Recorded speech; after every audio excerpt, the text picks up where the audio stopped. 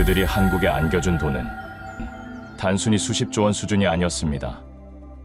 그것은 지난 반세기 세계의 바다를 지배했던 미 해군이 자신들의 녹슨 자존심을 태평양 건너 작은 나라 앞에 내려놓았다는 전략적 항복 선언이었기 때문이었죠. 미 펜타곤이 기술이 아닌 철학에서 완벽하게 패배했음을 인정한 순간 그 가치는 돈으로 환산할 수 없는 것이 되었습니다. 미국의 미래를 손에 쥔 유일한 나라. 그 나라는 바로 대한민국입니다. 그 놀라운 현장 속으로 들어가 보시죠. 미국에서 날아온 충격적인 이야기 바로 시작합니다. 그리고 지금 어디에서 시청하고 계신지 댓글로 남겨주세요. 여러분의 이야기도 듣고 싶습니다. 그 전에 잠깐 1초 만에 누를 수 있는 좋아요 버튼을 꾹 눌러주시면 영상 제작에 큰 힘이 됩니다. 그럼 바로 사연 시작하겠습니다. 안녕하세요. 제 이름은 해리슨 맥아더라고 합니다. 워싱턴 정계나 미 해군에 몸담았던 사람이라면 제 이름을 한 번쯤은 들어보셨을 겁니다. 저는 냉전의 서슬 퍼런 칼날이 세계를 위협하던 시절 소련의 핵미사일 위협으로부터 미국 본토를 지켜낼 신의 방패를 설계하라는 특명을 받았었고 그렇게 탄생한 것이 바로 이지스 전투체계였어요. 그것은 단순히 배에 좋은 무기를 다는 차원의 일이 아니었습니다.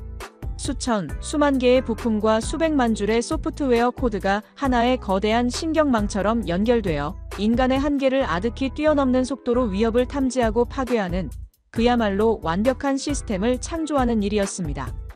매사추세츠 공과대학에서부터 평생을 신봉해온 미국의 공학 철학, 즉 압도적인 기술력과 완벽한 설계도, 그리고 한치의 오차도 용납하지 않는 시스템이 만들어낸 위대한 결정체였어요.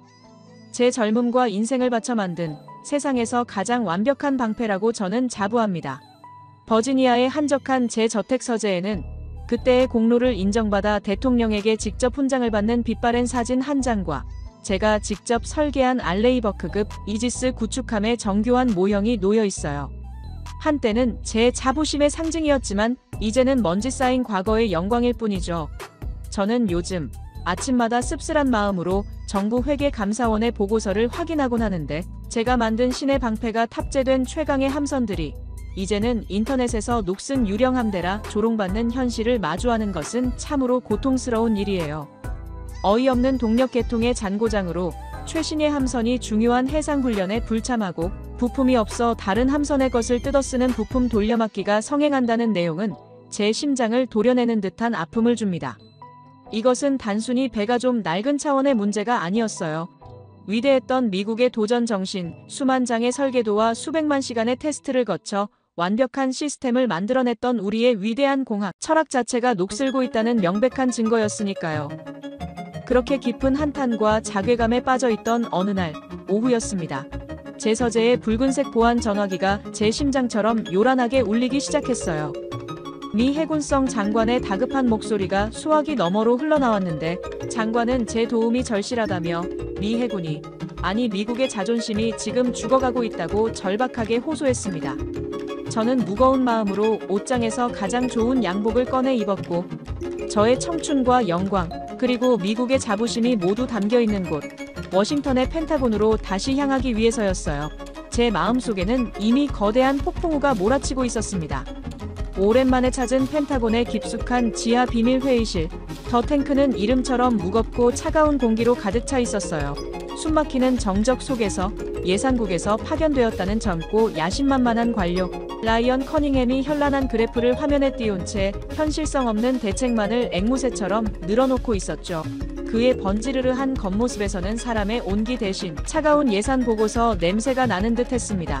특정 정치인의 지역구에 있는 필라델피아 조선소에 천문학적인 예산을 투입해 문제를 해결하자는 속내가 뻔히 들여다보이는 그의 주장에 저는 더 이상 참지 못하고 자리에서 일어났습니다. 그것은 시든 꽃에 향수를 뿌리는 격이라고 단호히 말했어요. 회의실의 분위기가 험악해지던 바로 그때였습니다. 한 젊은 실무장교가 죽을 죄라도 지은 사람처럼 고개를 숙인 채 조심스럽게 한국의 함선 유지 보수, 즉 MRO 가능성을 언급했습니다. 기다렸다는 듯 라이언 커닝햄은 회의실 전체가 떠나가라 코웃음을 치며 그를 비웃으면서 지금 동맹국에게 우리 해군의 심장부나 다름없는 설계도를 전부 넘겨주자는 거냐며 제정신이냐고 소리쳤어요. 저 역시 자존심 때문에 그 말에 냉소적으로 동조하고 말았습니다. 불가능한 이야기라며 당장 우리 손에 있는 수십 년 된 낡은 도면조차 제대로 관리하지 못하는 판에 그걸로 무엇을 할 수 있겠냐고 말입니다. 제 머릿속에 공학적 신념이 소리치고 있었어요. 이지스함은 단순한 배가 아닙니다. 수백만 줄의 코드로 이루어진 소프트웨어와 수만 개의 하드웨어가 얽힌 복잡계의 결정체이며 창조주의 설계 철학 없이는 절대 그 영혼을 되살릴 수 없는 작품입니다. 하지만 바로 그 순간 제 뇌리에는 수십 년 전의 한 가지 사건이 안개처럼 희미하게 피어오르고 있었어요. 때는 1998년 이지스 시스템의 핵심인 스파이1D 레이더의 신호 처리 과정에서 그 어떤 방법으로도 잡히지 않는 유령 신호 문제가 발생했었습니다. 록히드 마틴의 최고 기술진들이 몇 주간 매달렸지만 원인조차 찾지 못했죠. 마지막 수단이었습니다.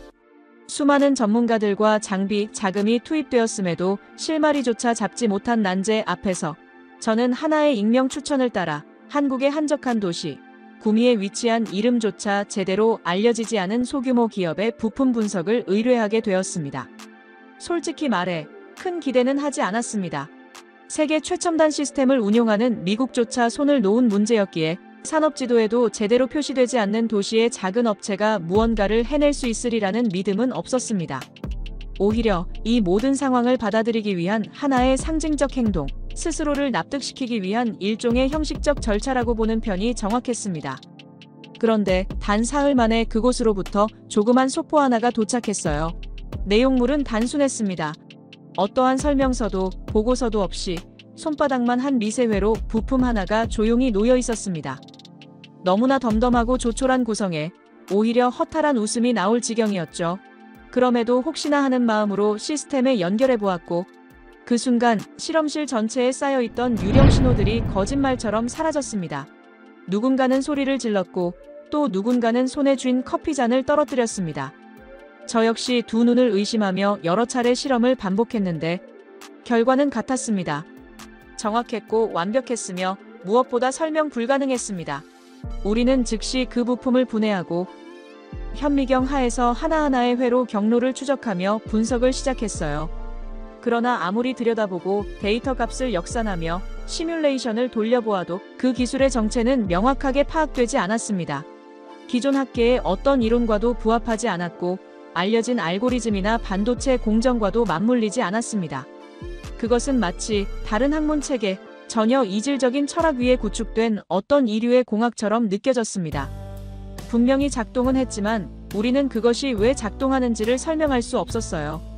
그리고 저는 그 설명 불가능함 속에 강한 거부감을 느꼈죠.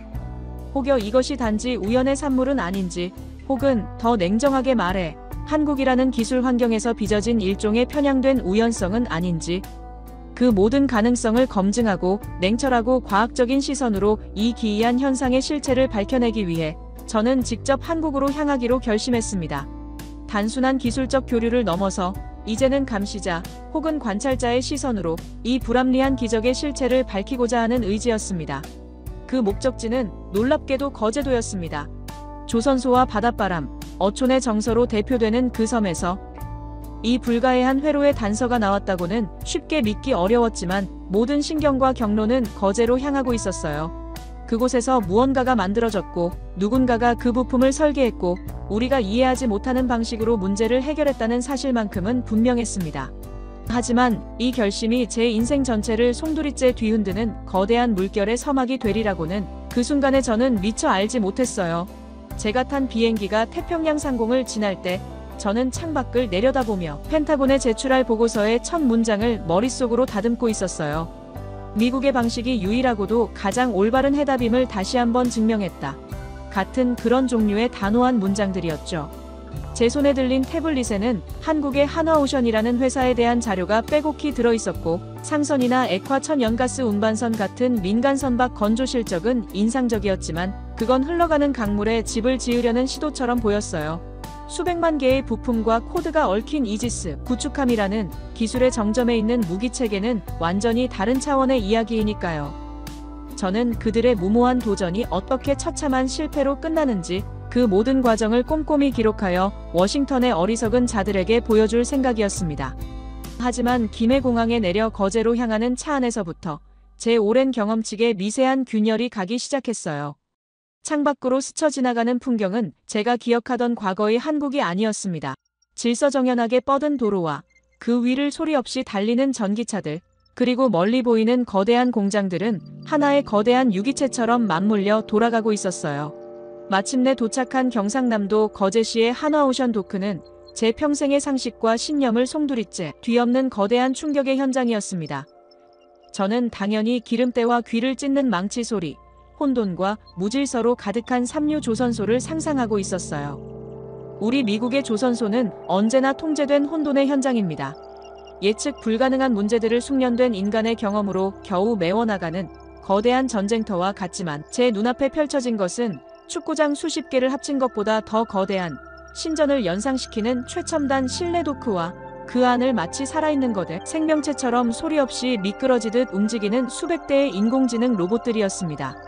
이곳엔 싸워야 할 혼돈 자체가 존재하지 않았고 모든 변수가 완벽하게 통제된 거대한 미래의 실험실과도 같았어요. 저의 진짜 충격은 심각한 손상으로 항해 불능 판정을 받고 태평양을 건너온 미 해군 구축함이 도크 안으로 들어서는 순간 시작되었는데 그 초라하고 낡은 모습에 잠시 부끄러움이 밀려왔지만 이내 저는 제 눈을 의심할 수밖에 없었습니다.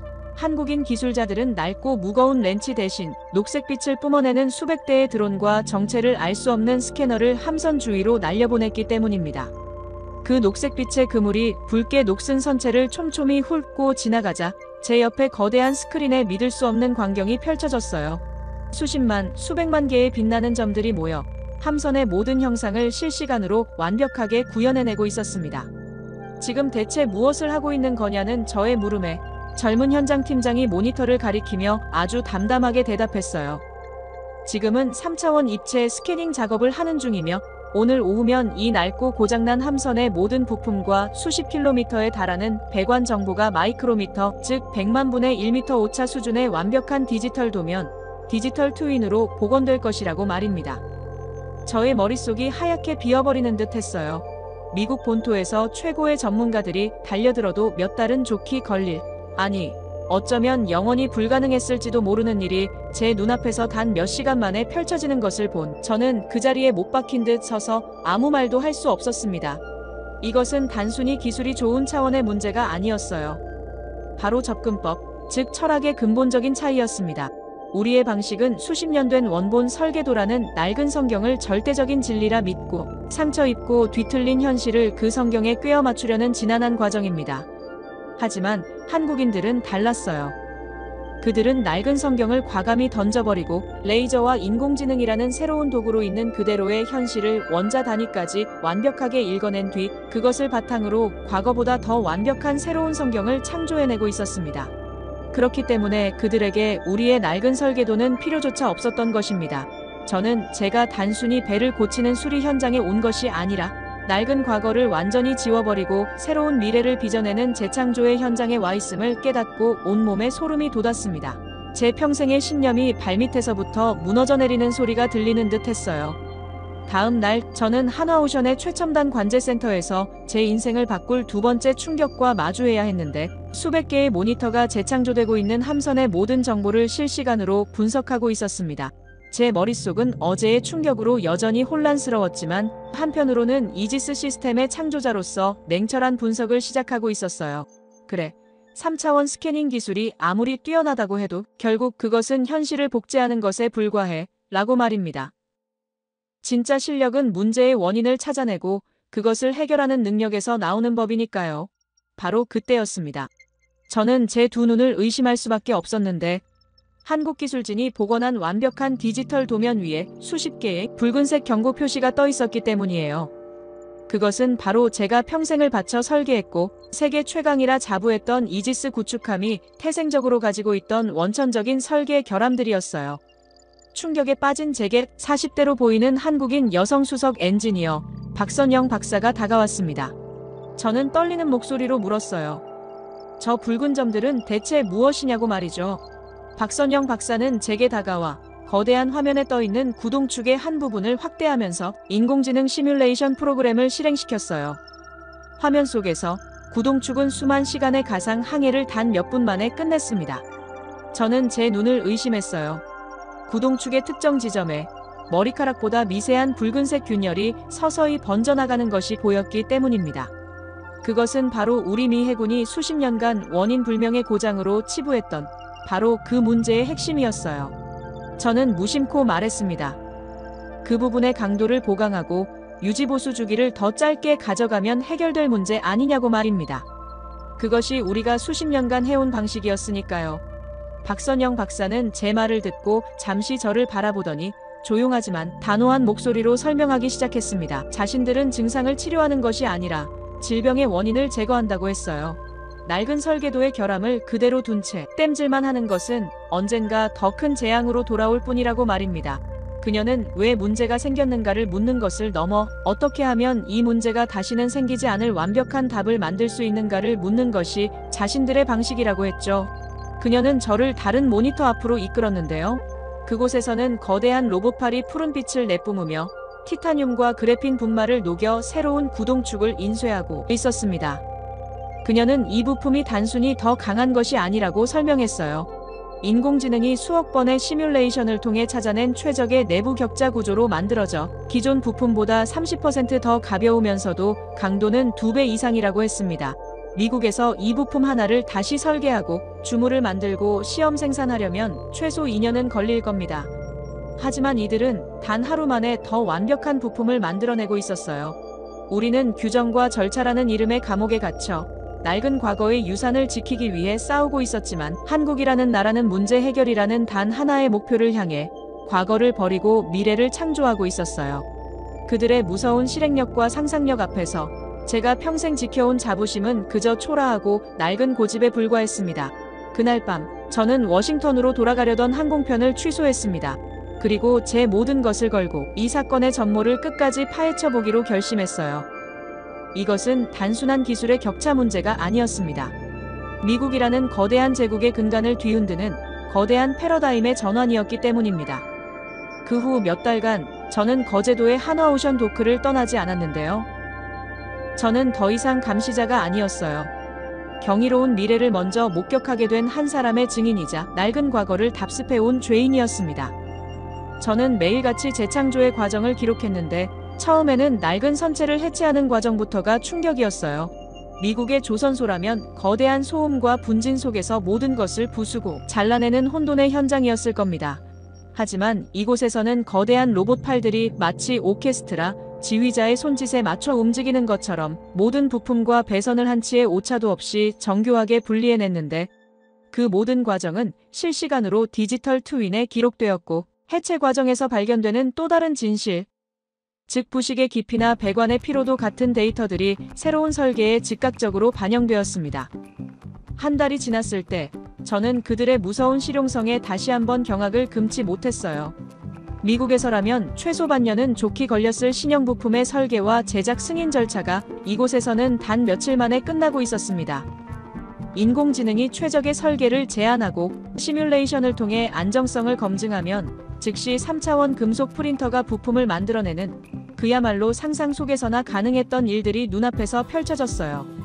그들은 규정과 절차를 위한 회의 대신 문제 해결을 위한 실시간 협업을 하고 있었습니다.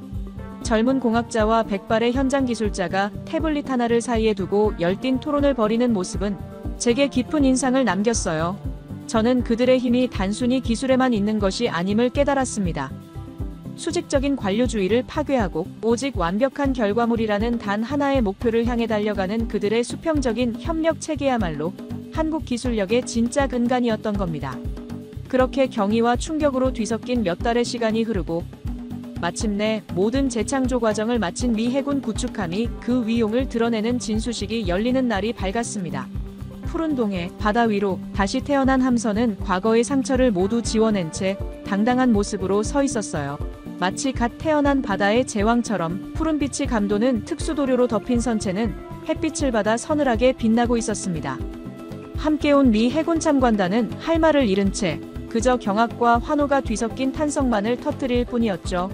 그때 한국 측 프로젝트 책임자인 박선영 박사가 미 해군 함장에게 데이터 태블릿 하나를 건넸습니다. 저는 그 옆에서 그 내용을 함께 확인할 수 있었습니다. 그것은 단순히 자신들이 수리 과정에서 발견한 157개의 사소한 결함들과 그것을 모두 완벽하게 조치했다는 기록이 아니었어요. 그 보고서는 이 함선의 모든 데이터를 기반으로 향후 10년간 발생할 수 있는 모든 잠재적 고장을 인공지능이 미리 예측하고 그에 대한 가장 효율적인 예방 정비 계획까지 완벽하게 수립해 놓은 말 그대로 2배의 미래를 담은 예언서와도 같았어요. 잠시 후 거대한 함선이 깊고 장엄한 백고동 소리를 울리며 다시 바다로 나아가는 순간 제 뺨으로 뜨거운 눈물 한 줄기가 흘러내렸습니다.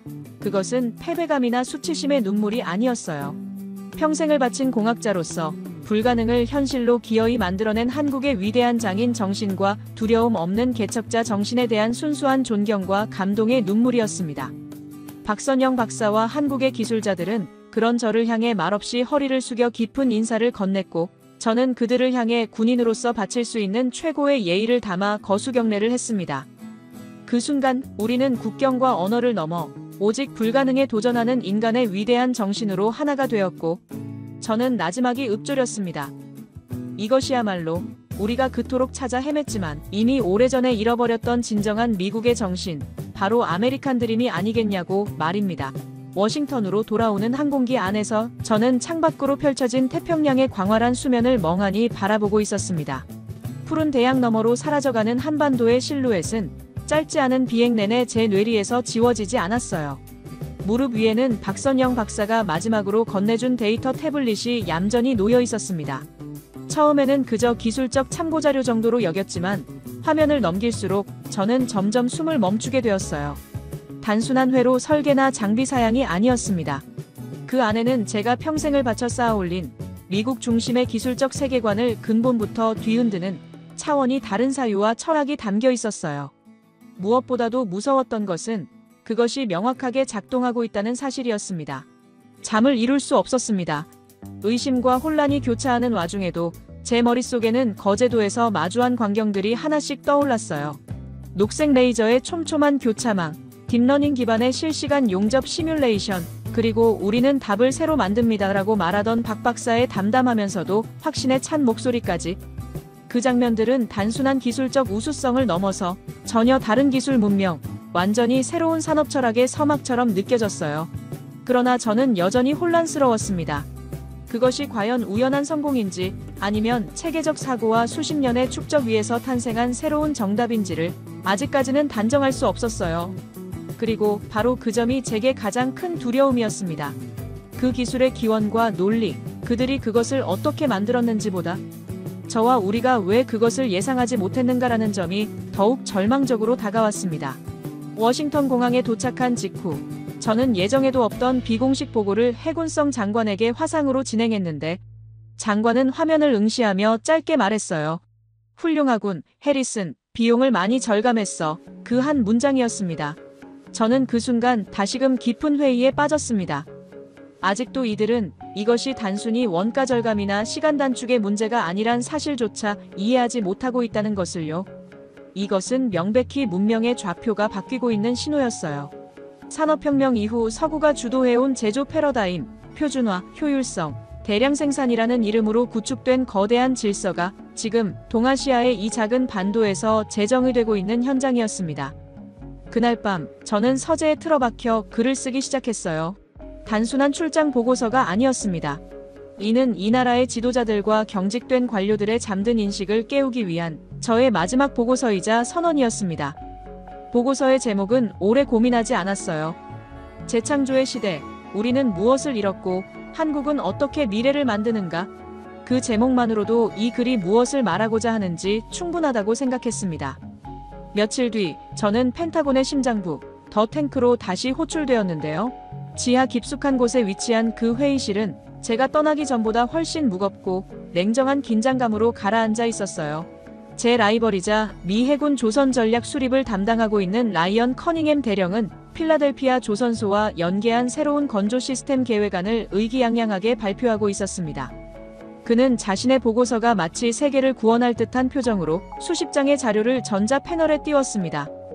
그의 발표가 끝나자 장관들과 장성들의 시선이 일제히 제게로 향했어요. 그들은 제가 한국에서 목격한 참담한 실패를 듣고자 했고, 자신들이 이미 내린 결정을 스스로 정당화하려는 그 특유의 확증 편향으로 제 눈을 바라보고 있었습니다. 저는 천천히 자리에서 일어났어요. 라이언이 펼쳐놓은 도면과 수치를 조용히 한쪽으로 밀어내고 단호하지만 침착한 목소리로 입을 열었습니다. 제가 본 것은 실패가 아니었습니다. 그리고 우리가 아직 그것을 이해하지 못했다고 해서 그 존재 자체를 부정해서는 안 됩니다. 순간 회의실이 정적에 휩싸였어요. 그날의 제 발언은 단순한 기술적 논쟁을 넘어서는 것이었습니다. 그것은 새로운 기술 문명에 대한 경청의 시작이자 우리가 잊고 있던 질문, 우리는 지금도 미래를 만들고 있는가라는 근본적 물음의 제기였습니다. 그리고 그 질문의 답을 저는 거제도에서 보았습니다. 아직도 완전히 이해하지는 못했지만 분명히 거기에는 새로운 세계의 초입이 존재하고 있었죠. 저는 그들의 기술이 단순히 뛰어나다는 이야기를 하지 않았어요. 대신 우리의 자부심이었던 미국식 시스템의 근간이 어떻게 흔들리고 있는지를 설명했어요. 라이언, 당신은 그들을 삼류 기술자로 폄하했지만 제가 목격한 것은 당신의 상상력을 아득히 뛰어넘는 무섭도록 효율적인 실용성으로 무장한 미래의 개척자들이었다고 말했습니다. 저는 그들이 어떻게 우리의 낡은 도면을 폐기하고 현실을 직접 파헤쳐 완벽한 디지털 도면을 창조해냈는지, 그리고 그것을 바탕으로 인공지능과 신소재, 3차원 프린팅 기술을 이용해 함선을 수리가 아닌 재창조해냈는지를 상세히 증언했습니다. 회의장은 물을 끼얹은 듯 조용해졌고, 제가 마지막으로 이런 말을 덧붙였을 때 라이언 커닝햄의 얼굴은 하얗게 질려버렸어요. 여러분, 우리가 잊고 있던 사실이 있습니다. 그들은 수백 년 전에도 변변찮은 자원과 기술만으로 거북선이라는 당시 지구상에 존재하지 않던 비대칭 무기를 만들어 재해권을 장악했던 민족입니다. 제가 거제도에서 목격한 것은 바로 그 생존의 유전자가 인공지능이라는 새로운 갑옷을 입고 부활한 모습이었습니다. 제 보고가 끝나고 회의장에는 길고 무거운 침묵이 흘렀어요. 결국 최상위급 장관이 자리에서 일어나 라이언 커닝햄에게 그의 모든 계획을 전면 보류한다고 통보했습니다. 그날 이후 제가 작성한 메가더 리포트는 펜타곤 최고 등급의 기밀 문서가 되어 서방 동맹국들에게 공유되기 시작했어요. 그것은 단순한 보고서가 아니었습니다. 메이드 인 코리아에 대한 미 국방부의 공식적인 품질 보증서나 다름없었죠. 세계 최강 미국이 한국의 기술력을 인정한 순간 그동안 반신반의하며 눈치만 보던 전 세계 국가들이 앞다투어 한국으로 몰려들기 시작했다는 소식이 계속해서 들려오고 있는 이유입니다. 외신에서는 폴란드가 K2 전차 2차 계약을 체결했다는 속보가 터져나왔고, 호주의 차세대 장갑차 사업 최종 승자로 한화의 레드백이 선정되었으며, 사우디아라비아는 천공2 방공망의 추가 도입을 확정지었습니다. 그들이 한국에 안겨준 돈은 단순히 수십조 원 수준이 아니었어요. 앞으로 수십 년간 이어질 부품 공급과 유지 보수, 기술 협력과 추가 계약까지 합친다면 그 가치는 대한민국 건국 이래 최대 규모인 수백조 원에 달하는, 그야말로 전 세계가 한국에 깔아준 거대한 부의 길이었습니다. 미국의 안일함과 자만심이라는 큰 실수가 역설적으로 한국에게는 상상조차 할 수 없었던 부와 명예를 안겨준 역사적인 순간이죠. 제 보고서는 단순히 한국을 칭찬하는 글이 아니었어요. 그것은 위대한 잠에 빠진 조국, 미국을 향한 간절한 외침이었어요. 우리가 잃어버린 것은 단순히 녹슨 함선 몇 척이 아니라 불가능에 도전하던 개척자의 정신 그 자체라는 것을 깨달아야만 했습니다. 이제 워싱턴의 정책 결정자들은 깨닫기 시작했습니다. 한국은 더 이상 단순한 동맹국이 아니라 우리와 함께 미래를 만들어가야 할 대등한 파트너라는 사실을 말입니다. 제 이야기를 끝까지 들어주셔서 감사합니다. 모두 안녕히 계세요. 오늘의 사연 어떻게 들으셨나요? 어쩌면 이것은 단순히 한 나라의 조선 기술이 뛰어나다는 이야기가 아닐지도 모릅니다. 한쪽은 수십 년 된 낡고 권위 있는 설계도를 성경처럼 떠받들며 현실의 문제를 그 안에 억지로 꿰어 맞추려 할 때, 다른 한쪽은 문제의 본질이 무엇인가를 묻고 필요하다면 지도 자체를 새로 그려버리는 무서운 실행력을 보여주었으니까요. 수천 년간 수많은 위기와 침략 속에서 살아남아야 했던 그 절박함이 정해진 답이 아닌 새로운 답을 만드는 능력이라는 우리 민족만의 위대한 생존 본능을 만들어낸 것은 아닐까요? 세계의 힘의 균형이 정말 바뀌고 있는 걸까요? 이제 한 나라의 진정한 국력은 보유한 무기의 숫자가 아니라 그 어떤 문제에도 결국 해답을 찾아내고야 마는 그 민족의 지혜와 정신에 달려있는 것은 아닐까요? 여러분의 생각을 아래 댓글에 남겨주세요. 곧이어 다음 영상으로 이어집니다. 여기 비행기 창가에 승무원 여성이 생각에 잠겨 있습니다. 그녀의 곁을 지나가는 승무원들은 서로 수군거리며 시선을 피하고 어떤 이들은 불편한 표정을 짓기도 하네요. 하지만 그녀는 담담한 표정으로 창밖의 푸른 하늘만 바라보고 있습니다. 과연 어떤 이야기가 숨어 있을까요? 오늘의 사연을 통해 알아가 보도록 하겠습니다.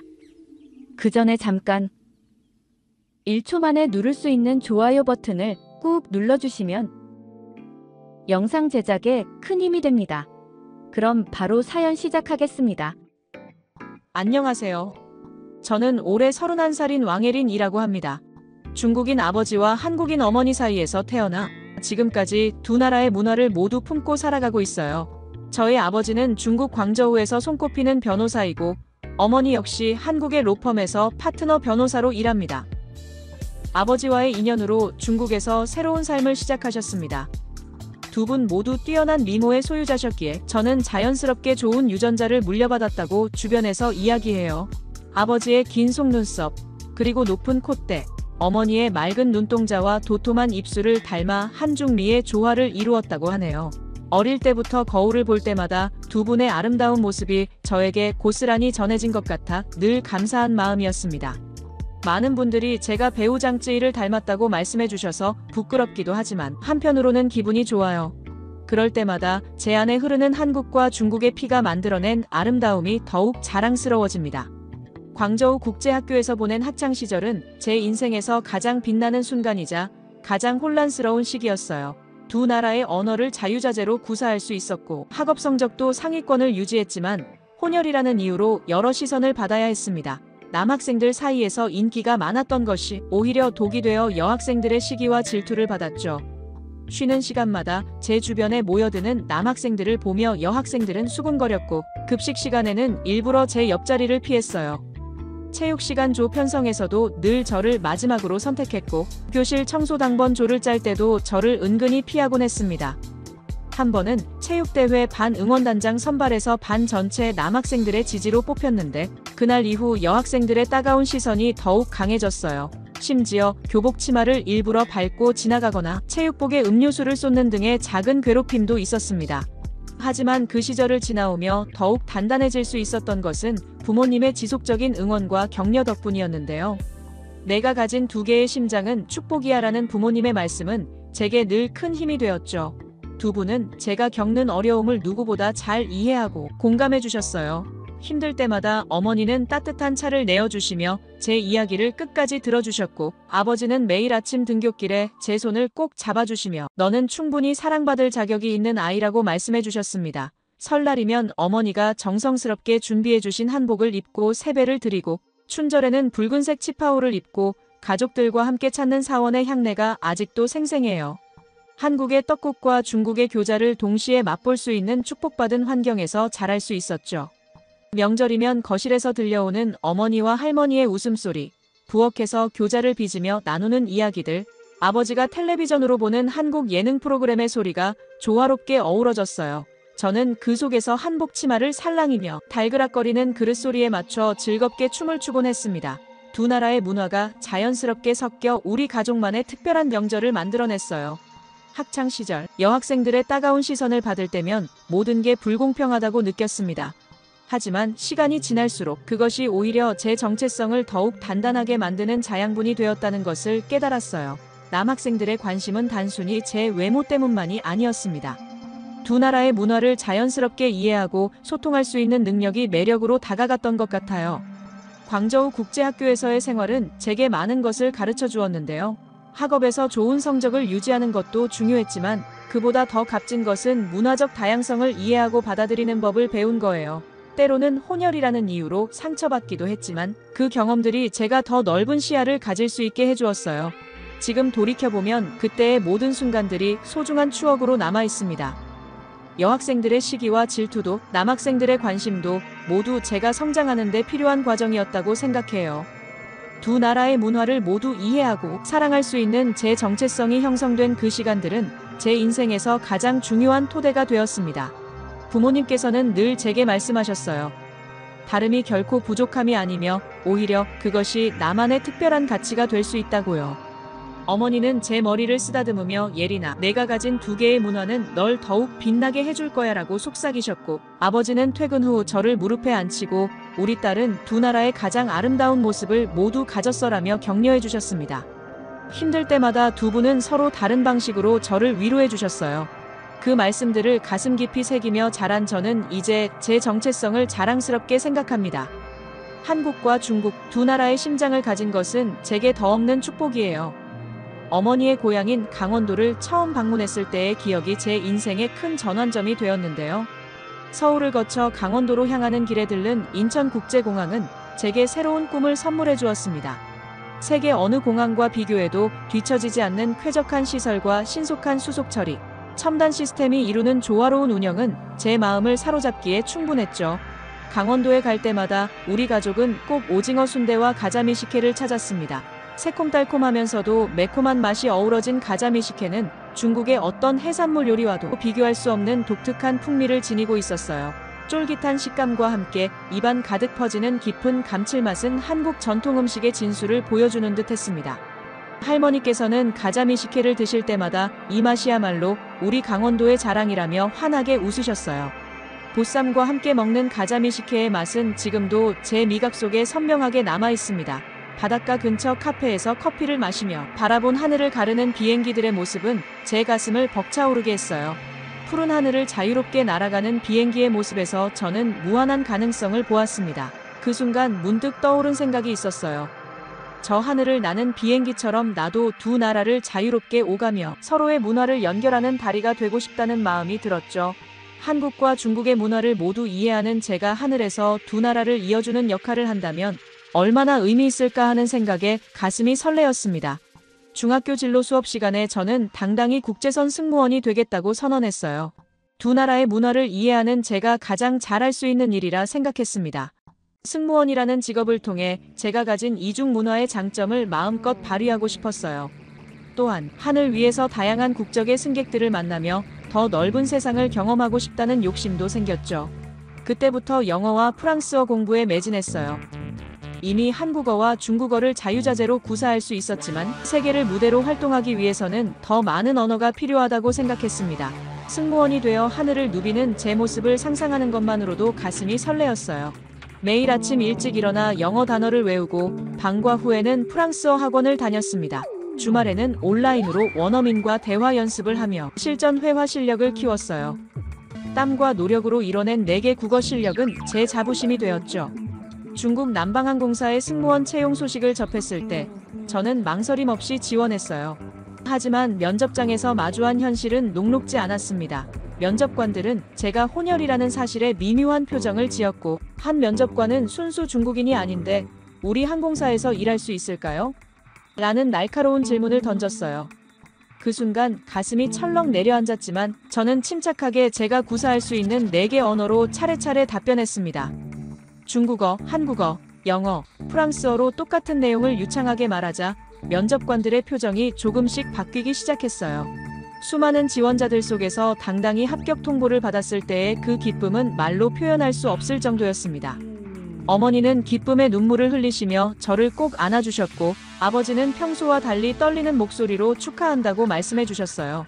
강원도의 추억과 함께 시작된 제 꿈은 이렇게 첫 발을 내딛게 되었습니다. 하늘을 나는 비행기를 바라보며 품었던 작은 꿈이 이제 현실이 되어가는 순간이었어요. 인천공항에서 느꼈던 그 설렘과 두근거림을 이제는 제가 승무원으로서 승객들에게 전해줄 수 있다는 생각에 가슴이 벅차올랐습니다. 남방항공사 신입 승무원 교육을 시작하던 날의 설렘은 아직도 생생해요.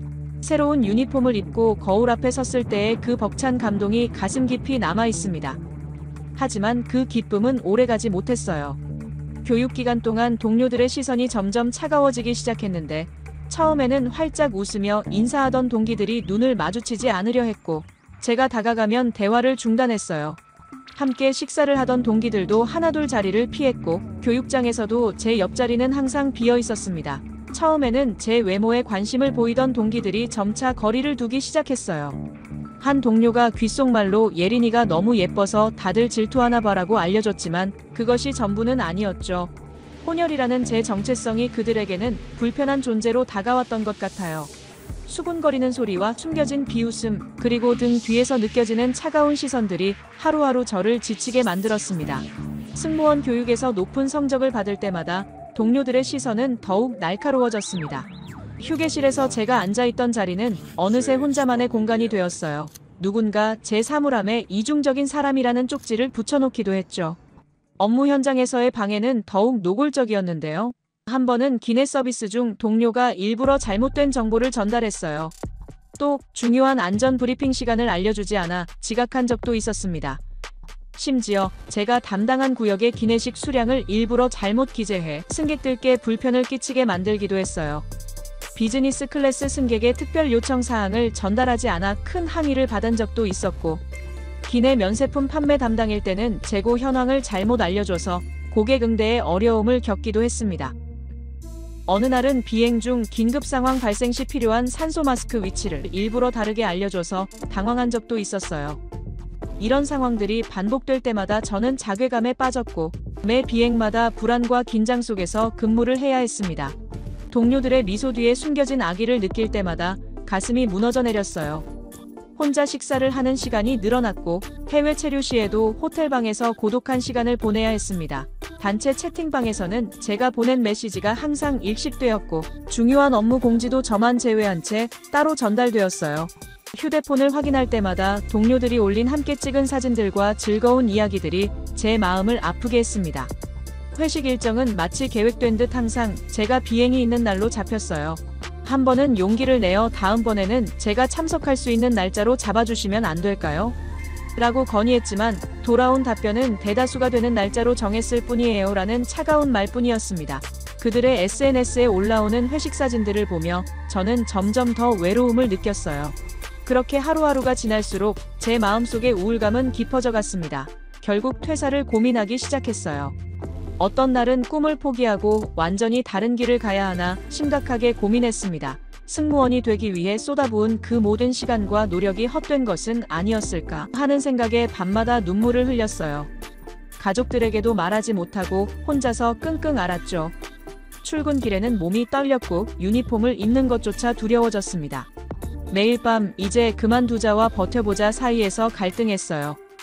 하늘을 향한 꿈을 이렇게 쉽게 포기해도 되는 걸까? 다른 직업을 찾아볼까?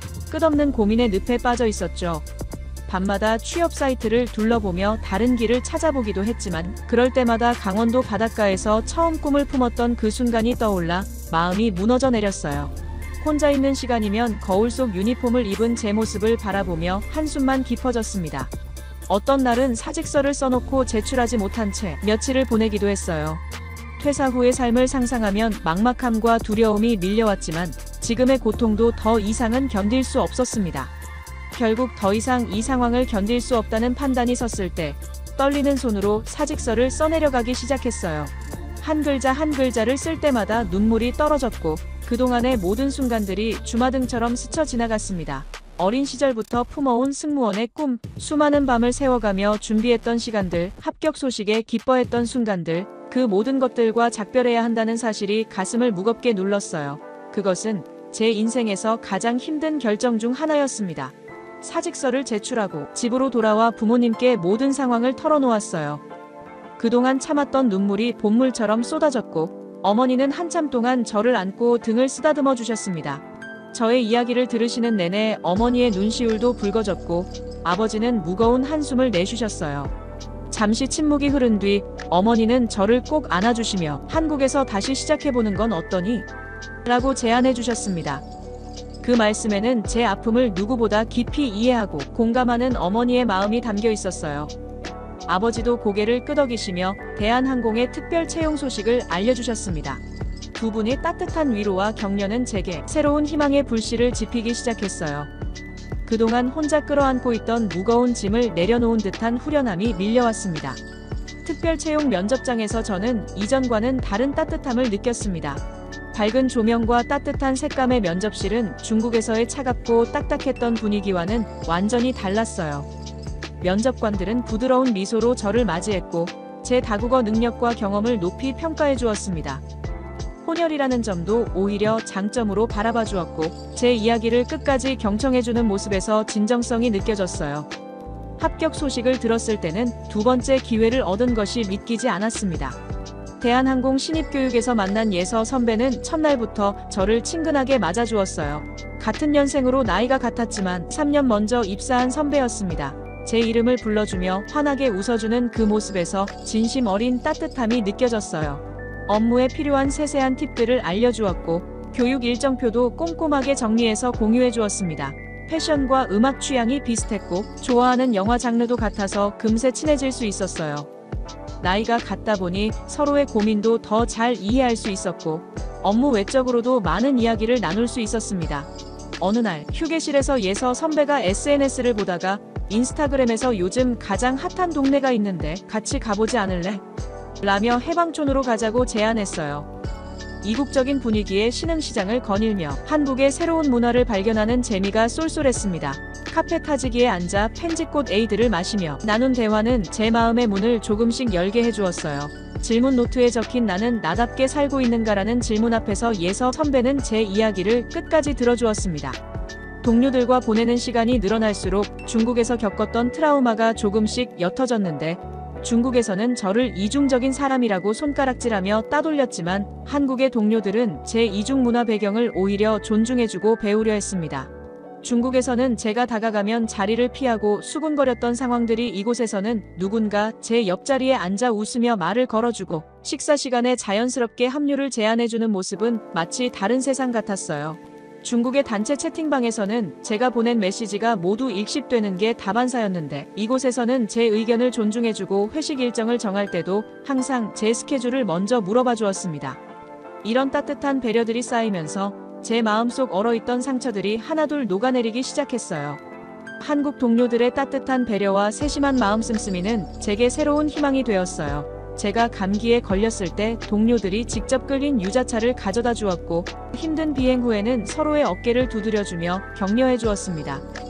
잘생긴 남자 승무원들도 예의 바르고 친절했으며 여자 승무원들도 서로를 경쟁자가 아닌 동료로 여기며 돕는 모습이 인상적이었어요. 중국에서 겪었던 차가운 시선과 달리 이곳에서는 제 혼혈 정체성을 인정하고 존중해 주었습니다. 그렇게 하루하루 지내다 보니 거울 속 제 모습에서 다시 자신감이 느껴지기 시작했는데요. 다시 웃는 얼굴이 돌아왔고 근무 시간이 기다려질 만큼 일이 즐거워졌습니다. 승객들도 제가 중국어와 한국어를 자유롭게 구사하는 것을 보고 감탄하며 칭찬해 주었고 외국인 승객들은 제 프랑스어와 영어 실력에 놀라워했어요. 이런 반응들이 쌓이면서 제 정체성이 부끄러운 것이 아닌 자부심이 되어갔습니다. 한때는 제 모습이 어중간하다고 생각했지만 이제는 그 어중간함이 오히려 저만의 특별한 매력이 되었어요. 이제는 출근길에 설레는 마음으로 유니폼을 입고 매일 새로운 하늘길을 기대하며 비행을 시작합니다. 한국의 정서와 문화를 배우며 저는 진정한 의미의 글로벌 승무원으로 성장해가고 있어요. 그렇게 한국에서의 새로운 삶에 적응해가던 어느 날 뉴욕행 비행을 앞두고 인천공항 라운지에서 예기치 못한 마주침이 있었습니다. 남방항공 시절 저를 괴롭혔던 동료들과 마주친 순간 온몸이 얼어붙는 것만 같았어요. 그들의 모습을 보는 순간 중국에서의 고통스러운 기억들이 한꺼번에 밀려왔습니다. 그들은 여전히 오래간만에 봤음에도 교묘한 방식으로 저를 괴롭히려 했어요. 우리가 이렇게 와줬는데 커피 한 잔 정도는 살 수 있지 않아? 라며 억지스러운 웃음을 지었죠. 그 순간 예서 선배가 커피를 들고 다가왔어요. 상황을 직감한 예서 선배는 예린 씨, 미안한데 퍼스트 클래스 승객 명단을 함께 확인해야 할 것 같아요 라며 자연스럽게 저를 그 자리에서 벗어나게 해주었습니다. 하지만 그들은 쉽게 물러서지 않았는데 다른 테이블로 자리를 옮긴 후에도 계속해서 저를 향해 수군거리며 비웃음을 보냈습니다. 그때 우리 팀의 남자 승무원들이 그들의 테이블 바로 옆자리에 앉았어요. 우연을 가장했지만 의도적으로 저를 지켜주기 위한 행동이었죠. 그들은 작은 목소리로 이런 곳에서 타항공사 승무원을 불편하게 하면 보안팀에 신고될 수 있다고 이야기했습니다. 우리 팀원들의 당당한 모습을 보며 저는 가슴이 뜨거워졌어요. 중국에서는 상상조차 할 수 없었던 동료애를 느낄 수 있었습니다. 그 순간 우리 팀원들은 마치 오랜 시간 함께 지내온 가족처럼 느껴졌어요. 그들은 제가 혼자가 아니라는 것을 행동으로 보여주고 있었죠. 그 말에 중국 동료들의 얼굴이 굳어졌어요. 더욱 놀라운 것은 우리 현준 팀장님의 대처였습니다. 마치 우연인 것처럼 그들 옆을 지나가시며 우리 라운지는 타항공사 승무원들도 편하게 이용할 수 있는 곳이에요. 하지만 타인을 불편하게 하는 행동은 삼가해 주시면 감사하겠습니다라고 부드럽지만 단호하게 말씀하셨어요. 그 순간 저는 뭉클한 감동을 느꼈습니다. 중국에서는 혼자서 모든 것을 견뎌야 했지만 이제는 제 편이 되어주는 동료들이 있다는 사실이 가슴 깊이 와닿았어요.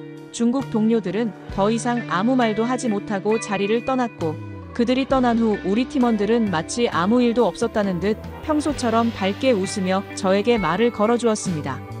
그들의 자연스러운 행동이 오히려 저를 더 감동시켰어요. 그날 이후 제 마음속 깊이 남아있던 상처가 조금씩 아물기 시작했어요. 이제는 더 이상 혼자가 아니라는 안도감, 누군가 나의 편이 되어준다는 믿음이 생겼습니다. 과거의 아픔이 치유되는 느낌이 들었어요. 동료들의 따뜻한 배려와 강단 있는 대처는 제 마음을 더욱 단단하게 만들어 주었습니다. 그들이 보여준 동료애는 제게 새로운 희망이 되었고 앞으로도 이런 멋진 동료들과 함께 비행할 수 있다는 사실이 저를 행복하게 만들었어요. 과거의 상처를 치유하고 난 뒤 제 안의 두 문화는 더욱 선명한 빛을 내기 시작했어요. 대한항공에서의 매 순간이 제게는 새로운 의미로 다가왔습니다. 한국인 승객들에게는 중국 문화의 아름다움을, 중국인 승객들에게는 한국 문화의 세련됨을 전할 수 있었어요. 기내에서 만난 한국 승객들은 제가 유창한 중국어로 중국 승객들을 응대하는 모습에 감탄을 표현했습니다. 반면 중국 승객들은 제가 보여주는 한국의 섬세한 서비스 정신에 놀라워했어요. 남방항공에서는 제 이중 정체성이 부끄러움의 대상이었지만 이제는 그것이 자랑스러운 저의 무기가 되었습니다. 한국 동료들은 제게 더 나은 서비스를 위한 조언을 아끼지 않았는데요. 그들의 진심 어린 피드백은 제가 더 성장할 수 있는 원동력이 되었습니다. 반면 중국의 동료들이 보여줬던 차가운 무시와 견제는 이제는 먼 기억이 되어가고 있었어요. 이제는 비행을 시작하기 전 브리핑 시간이 기다려질 정도입니다. 동료들과 나누는 따뜻한 미소, 서로를 배려하는 마음, 그리고 무엇보다 저의 이중 문화적 배경을 인정하고 존중해주는 태도가 저를 행복하게 만들었어요. 매 비행마다 저는 한국과 중국의 가교 역할을 하며 보람을 느끼고 있습니다. 한국 승객이 중국 음식점을 추천해달라고 할 때면 현지인만 아는 진정한 맛집을 소개해드렸고, 중국 승객이 한국 여행 코스를 문의할 때면 제가 예서 선배와 함께 다녔던 특별한 장소들을 알려드렸습니다. 한국에서의 생활이 길어질수록 저는 더 큰 사명감을 느끼게 되었어요. 단순히 승무원으로서의 역할을 넘어 두 나라의 문화를 이해하고 소통하게 하는 대사가 된 것 같은 책임감이 생겼습니다. 그동안 중국에서 느꼈던 부끄러움은 이제 완전히 사라졌고 대신 자부심으로 가득 찼어요. 이제는 비행기에 오르는 순간마다 설렘을 느낍니다. 어떤 승객을 만나게 될지, 어떤 이야기를 나누게 될지, 그리고 제가 어떤 방식으로 두 나라의 문화를 이어줄 수 있을지 기대가 돼요. 한국 동료들의 따뜻한 지지 덕분에 저는 매일 새로운 도전을 할 수 있는 용기를 얻었습니다. 지금 돌아보면 남방항공에서의 쓰라린 경험도 제게는 필요한 과정이었던 것 같아요. 그 시간이 있었기에 지금의 행복이 더욱 값지게 느껴지고 한국 동료들의 따뜻함이 더욱 특별하게 다가왔습니다. 앞으로도 저는 하늘에서 두 나라를 잇는 무지개가 되고 싶어요. 제가 가진 두 개의 문화는 더 이상 부족함이 아닌 온전한 하나의 완성체가 되었습니다.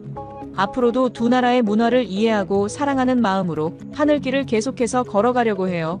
제 이야기를 끝까지 들어주셔서 감사합니다. 모두 안녕히 계세요. 오늘의 사연 어떻게 들으셨나요? 왕예린 승무원의 이야기를 통해 우리는 다시 한번 생각해보게 됩니다. 서로 다른 두 개의 문화가 한 사람 안에서 충돌하고 또 조화를 이루어가는 과정이 얼마나 아프고 또 아름다운지를요. 지금 이 순간에도 하늘을 날고 있을 그녀의 앞날에는 어떤 이야기가 펼쳐질까요? 여러분의 생각을 아래 댓글에 남겨주세요. 그리고 감동적인 사연을 주변 사람들과 공유하고 함께 이야기 나눠보세요. 마지막으로 1초밖에 걸리지 않는 구독과 좋아요, 알림 설정은 영상 제작에 큰 힘이 됩니다. 지금까지 감동을 담아 여러분께 진심을 전하는 감동담기였습니다. 오늘 하루도 행복한 하루 보내세요.